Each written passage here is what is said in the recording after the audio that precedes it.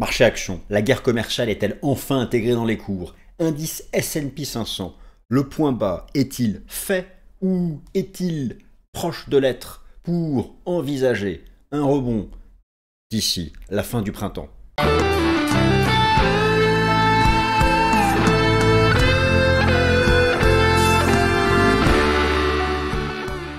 Chers amis, je suis ravi de vous retrouver pour la nouvelle édition du Top Gun. La guerre commerciale frappe fort. La guerre commerciale est, depuis le début de l'année, mois après mois, le thème d'inquiétude fondamentale dominant pour la haute finance, avec un S&P 500 qui a perdu plus de 10% depuis son record historique établi au premier trimestre de l'année 2025. D'ailleurs, premier trimestre de l'année 2025 catastrophique pour les actifs risqués en bourse, le marché actions, les actions US, le marché des crypto-monnaies. L'espoir est-il encore permis? Peut-on envisager un rebond et bien terminer l'année? Moi, je le pense, oui. Et donc, je vais argumenter dans ce sens. On va parler du court terme, du moyen terme, du long terme. Mais d'abord, effectivement, vous savez, cette guerre commerciale, on va faire plein de choses dans cette vidéo. Donnez-moi le temps, je fais une intro. La guerre commerciale, elle n'est pas nouvelle. Elle a déjà eu lieu lors du premier mandat de Donald Trump, entre 2017 et 2019, à l'époque centrée contre la Chine. Et cela avait abouti. Mais on n'en parlait pas tellement parce que la crise sanitaire est arrivée. Mais cela avait abouti en décembre 2019 à l'accord commercial Phase One Trade Deal. Phase One Trade Deal. Bon, c'est tombé aux oubliettes. La crise sanitaire est arrivée 2 mois plus tard. Les tarifs réciproques sont là, sont connus, tous les détails sont connus. Les pays, les blocs commerciaux qui sont visés, les secteurs, pas les secteurs. Vous savez, maintenant, place, ça a déjà commencé, hein. Mais en perspective maintenant, les accords commerciaux. La lueur d'espoir, si vous en cherchez une à laquelle vous raccrochez, consiste en l'établissement d'accords commerciaux entre les États-Unis et la Chine, entre les États-Unis et l'Union européenne, entre les États-Unis, le Canada, le Mexique, bref, les principaux partenaires commerciaux des États-Unis qui eux aussi devront faire un effort. Il ne faut pas tomber dans la surenchère des droits de douane, il ne faut pas tomber dans l'affrontement à outrance, dans la surenchère. C'est la seule façon d'envisager la stabilisation des actifs risqués en bourse. Alors, le S&P 500 a-t-il fait son point bas ou est-il proche de le faire? On va faire plein de choses. Déjà, première partie, rapide topo sur ce que vous avez bien sûr pu vous informer de votre côté dans la presse financière.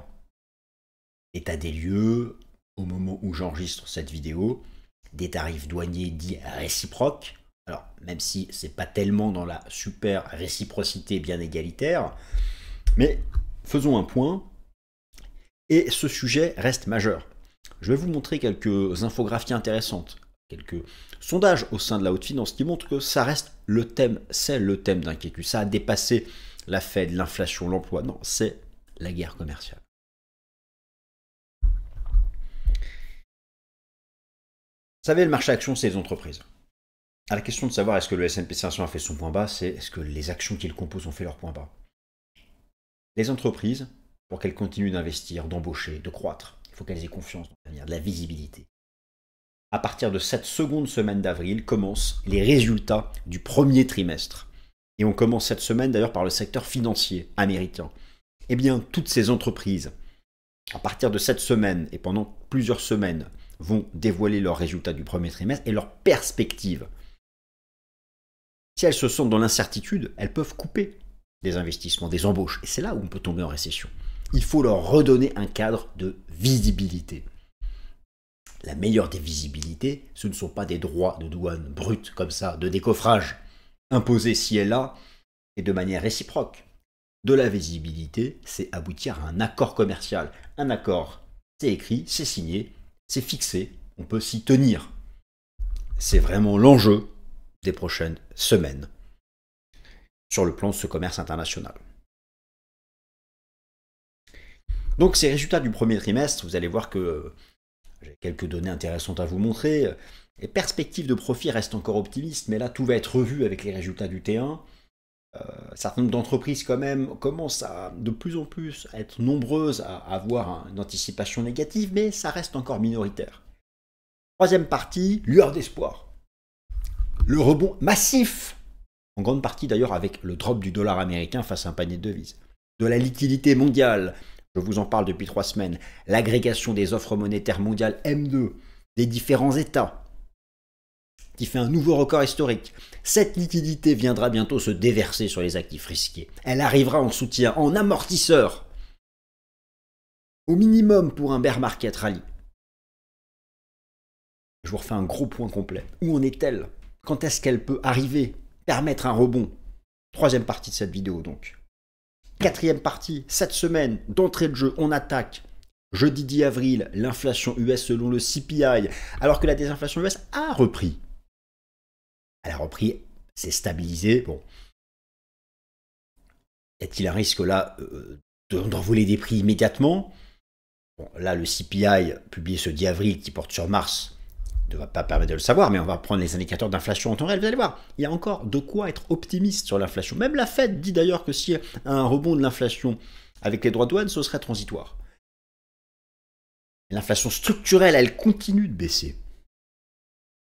Alors, est-ce que ce CPI du 10 avril peut nous apporter du baume au cœur, un peu d'air? C'est ce que nous allons voir. Et puis, la question de la vidéo, c'est quand même, le S&P 500 a-t-il fait son point bas ou est-il proche de l'être? Donc, je vous refais un topo complet sur l'analyse technique de S&P 500 sur tous les horizons de temps. Nous allons reprendre tous les indicateurs de sentiment, le positionnement institutionnel, la part du cash dans les portefeuilles, l'approche quantitative pour déterminer si le S&P 500 en fait a démarré un bear market ou est-ce qu'il en fait ne fait qu'une correction dans un marché dont la tendance de fond resterait haussière. Les amis, bienvenue à la nouvelle édition du Top Gun. Et les amis, on attaque. Est-ce que le marché action a fait son point bas ou est-il proche de le faire? C'est le sujet que nous abordons dans cette nouvelle édition du Top Gun. C'est parti, le plan je vous l'ai donné dans l'introduction, je l'affiche à nouveau ici.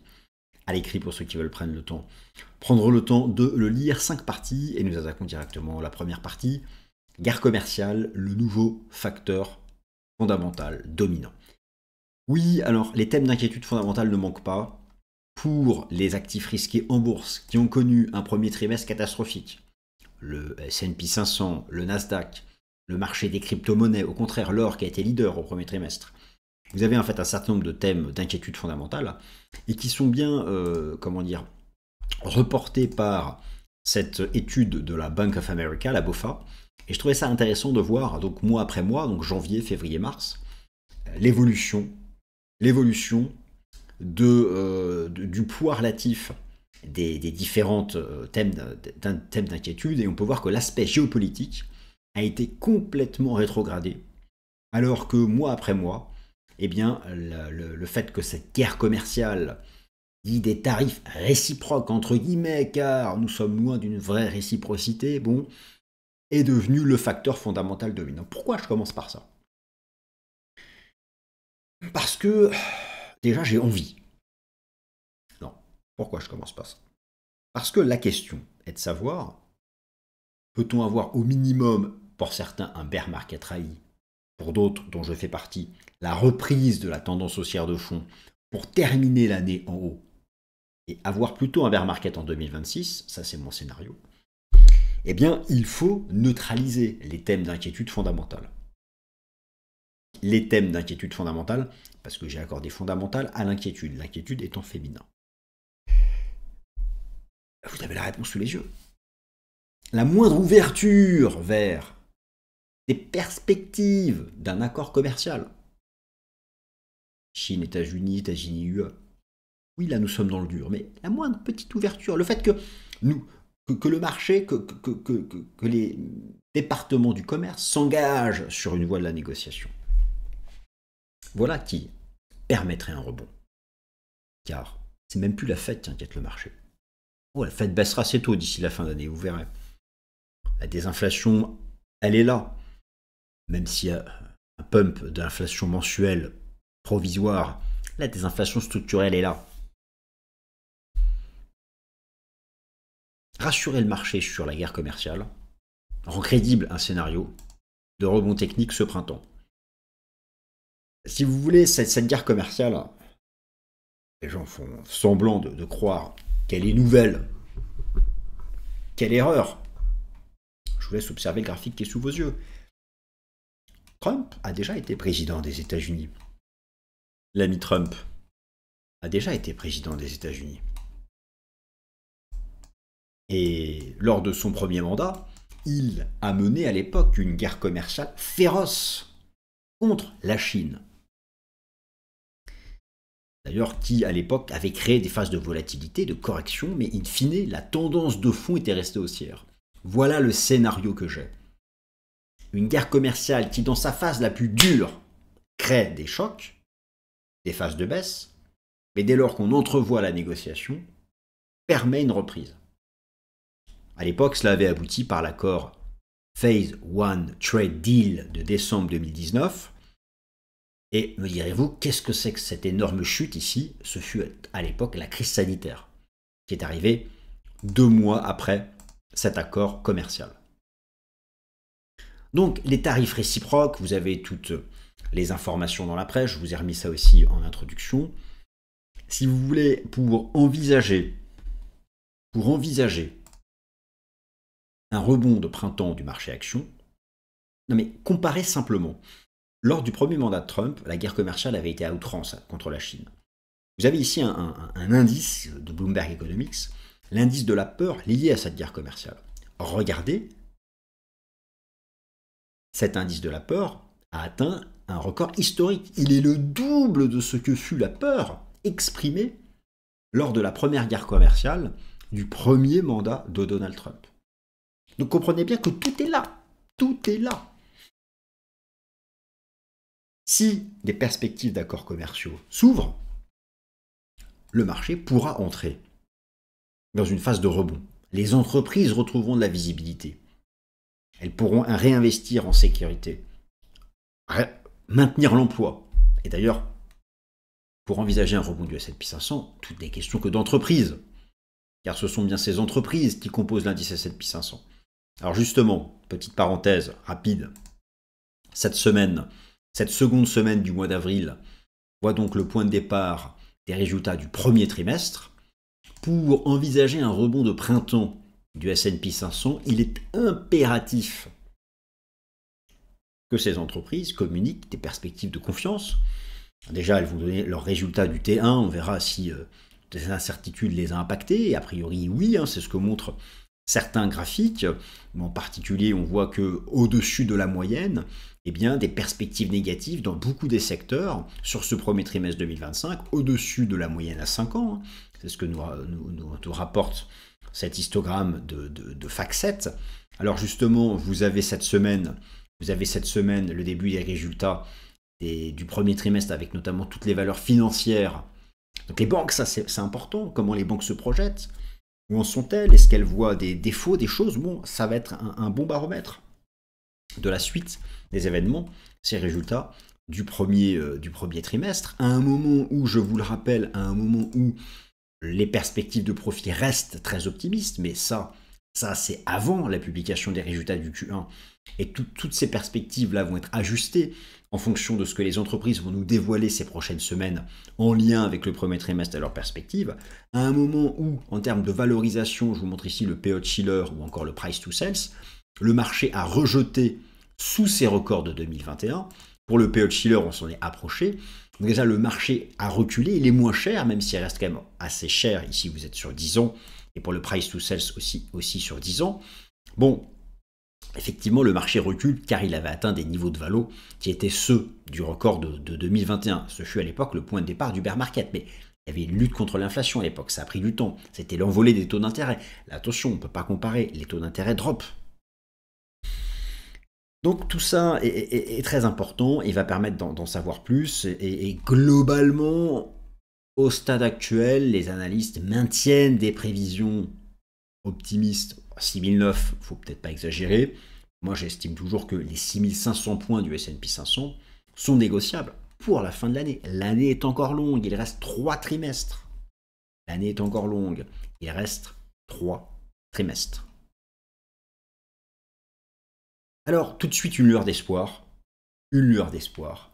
La liquidité mondiale, qui fait un nouveau record historique, pourrait bientôt venir se déverser et permettre un rebond des actifs risqués en bourse. Et maintenant, parlons de cette fameuse liquidité mondiale, chers amis, qui constitue, et j'en suis ébloui, donc j'en mets mes lunettes de soleil, qui constitue la lueur d'espoir principale de rebond technique ce printemps pour les actifs risqués en bourse, avec une reprise de la tendance haussière de la liquidité nette aux États-Unis et une liquidité mondiale qui fait de nouveaux records historiques.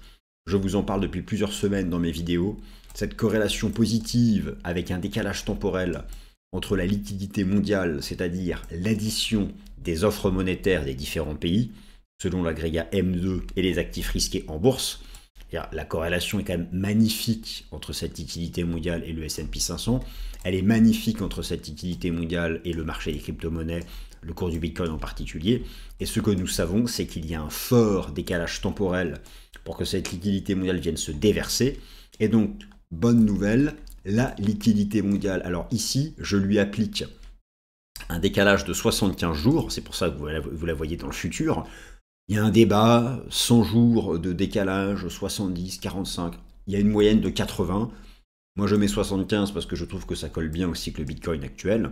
Vous avez ici un graphique qui superpose en bleu le S&P 500, les bougies japonaises du cours du Bitcoin et en orange cette fameuse liquidité mondiale, qui est donc l'addition de l'offre monétaire M2 des différents pays, des principales économies, en particulier les États-Unis, la Chine, l'Union européenne, le Japon, etc., avec un rôle bien sûr du dollar américain.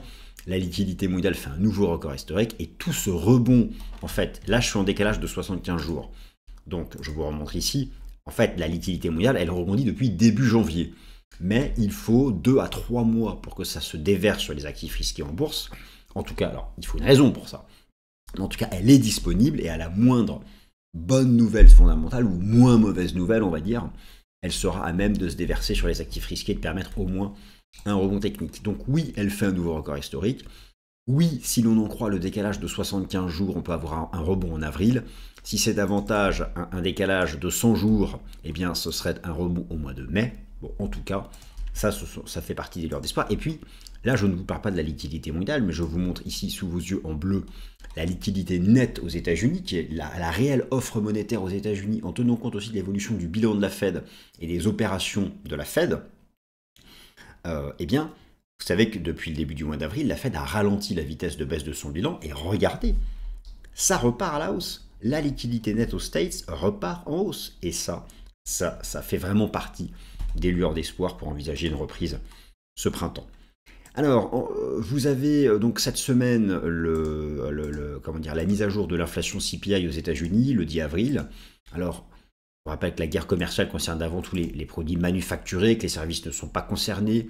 Oui, je vous confirme que les indicateurs avancés sont optimistes pour la désinflation. Même d'ailleurs, la Fed dit que s'il y a un rebond en version mensuelle de l'inflation, cela ne serait que transitoire. L'inflation CPI aux États-Unis, je vous rappelle qu'elle est actuellement à 2,8 en version nominale et à 3,1 en version sous-jacente. Pour ce chiffre du 10 avril, l'algorithme de la Réserve fédérale de Cleveland envisage une baisse de 3,1 à 2,99 pour l'inflation sous-jacente et de 2,8 à 2,49 pour l'inflation nominale. Du côté des indicateurs d'inflation temps réel, donc j'ai tout ici, tout repris dans mon tableau. Je fais comme ça, j'enlève la caméra. Si ça vous intéresse, faites une petite capture d'écran, faites une pause, faites une capture d'écran pour avoir le contenu analytique que j'ai mis, mais je le mets ici à l'oral.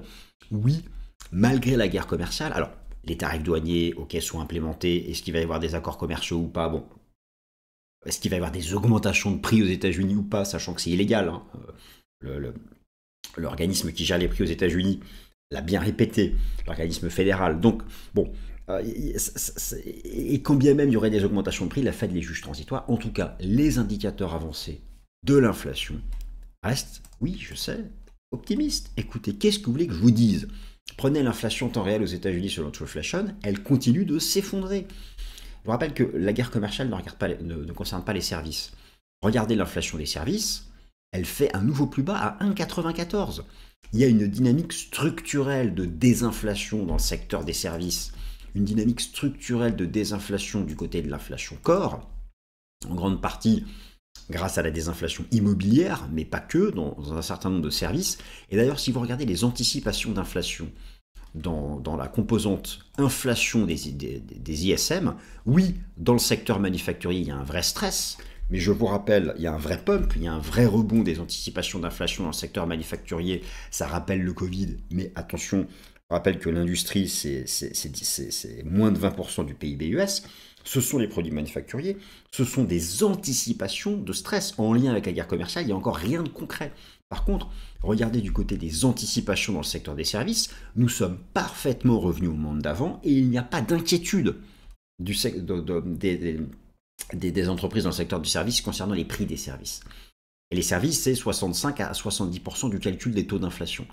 Donc quand bien même la guerre commerciale entraînerait une augmentation du prix des biens manufacturés, cela n'agirait finalement qu'à la marge, il n'y aura pas de vague inflationniste comme le Covid. D'ailleurs, la désinflation est bien engagée.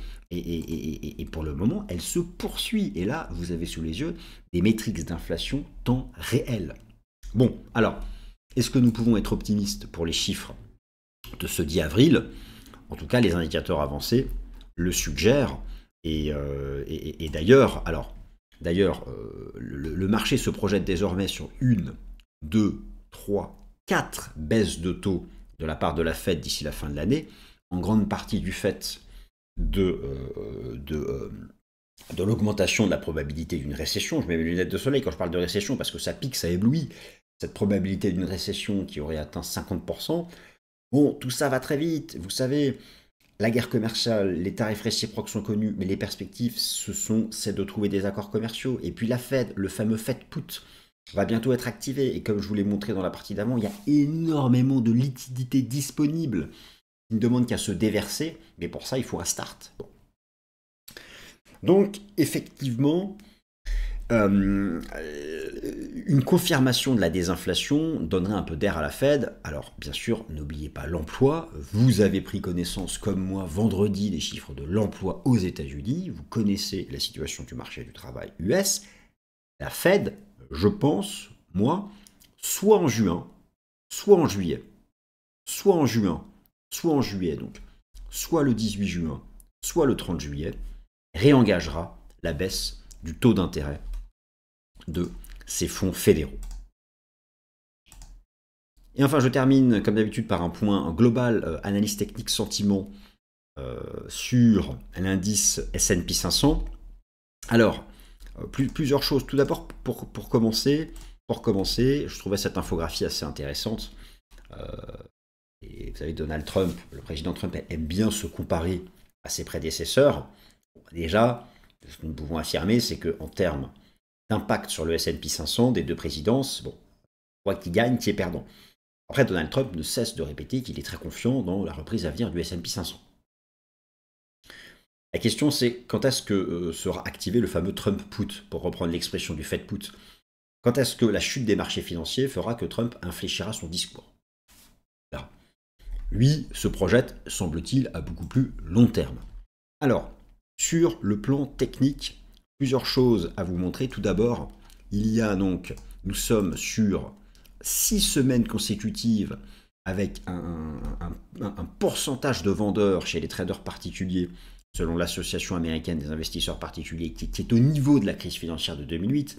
Bon, 6 semaines consécutives, le réservoir des vendeurs est archi rempli, il est à ras-bord. Ce réservoir des vendeurs ne peut que se vider, mais pour se vider, il faut une bonne nouvelle, il faut quelque chose, une lueur d'espoir fondamentale. Et là, cela permettrait un rebond technique. Pour certains, un bear market rally, mais au moins un rebond technique. Je disparaît pour vous montrer quelque chose qui me semble vraiment intéressant. Regardez bien ça. Avec le S&P 500 donc, qui a complètement droppé. Donc là, je vous montre le graphique, j'enregistre. Nous sommes dimanche. Donc je n'intègre pas l'action des prix lundi matin, mais tout de même, la semaine dernière, regardez sur le plan quantitatif, vous avez sous les yeux le pourcentage d'actions du S&P 500 au-dessus de la moyenne mobile à 50 jours. Seulement 9% des actions du S&P 500 sont au-dessus de la moyenne mobile à 50 jours. Nous sommes revenus sous le point bas du bear market de 2022, sous le point bas ici d'octobre 2023, ou de mars 2022 est ici presque revenu au niveau ici de la crise sanitaire, le drop de la crise sanitaire où à la fin seulement 3% des actions du SP500 étaient au-dessus de la moyenne mobile à 50 jours. Nous arrivons dans une zone où viendra un retournement. Il ne faut pas l'anticiper à un stade précoce, mais viendra le moment où cette courbe se retournera à la hausse et ce sera d'un point de vue quantitatif l'indication d'un bottom de marché. Alors pour l'indice S&P 500, commençons par l'horizon de temps mensuel où donc le marché est entré dans cette phase de correction, de décrochage pas vu depuis la crise sanitaire en lien avec la guerre commerciale et l'intransigeance de Trump, mais aussi de la Chine. Alors les choses peuvent évoluer. Petite divergence mensuelle, au passage, elle était très petite. Elle produit un effet dingue. Nous sommes, en termes de baisse de marché, le graphique mensuel n'est pas clôturé, clôture fin avril. On ne sait pas quelle sera la forme à la fin du mois, mais nous sommes sur des amplitudes de baisse qui correspondent à la crise sanitaire ou encore le bear market de 2022. Mais le mois n'est pas terminé, on ne peut pas juger un graphique mensuel au début de mois. Par contre, en données hebdomadaires, moi je continue de penser que nous sommes dans une vague 4. La vague 4 retrace une partie de la vague 3. Ça peut aller jusqu'à au 61,8. Concrètement, la vague 4 ne peut pas enfoncer le sommet de la 1. Et j'ai le sentiment que le marché a envie d'aller retest l'ancien record ici de 2021. Cette zone des 4008-5000 points, c'est la zone à ne pas enfoncer. Si vous voulez, pour éviter un vrai bear market de plusieurs mois, il faut que le S&P 500 tienne la zone des 4800-5000 points. C'est la zone à tenir impérativement, mais regardez-moi en données journalières, ce qui s'est passé vendredi, moins 17 depuis le record historique. C'est une situation de panique, mais nous arrivons sur des niveaux de survente et un sentiment qui, de manière extrêmement rapide, se retrouve sur les niveaux de fin de bear market précédent. À suivre donc ce début de semaine, de toute façon, comme je l'ai beaucoup expliqué dans cette vidéo. La suite appartient au graphique, ça met en avant un cadre de survente. Et notamment, vraiment, ça c'est la zone support à tenir impérativement. La suite dépendra uniquement de la capacité des partenaires commerciaux des États-Unis à négocier avec les États-Unis. Et en particulier, le marché regarde ce que fait la Chine. Certains pays asiatiques sont déjà rentrés dans une démarche de négociation, l'Inde aussi notamment, mais tout le monde sait que ce qui compte, c'est une négociation Chine-États-Unis et États-Unis-Union européenne. Cette semaine sera encore passionnante. Merci à toutes et à tous de votre attention.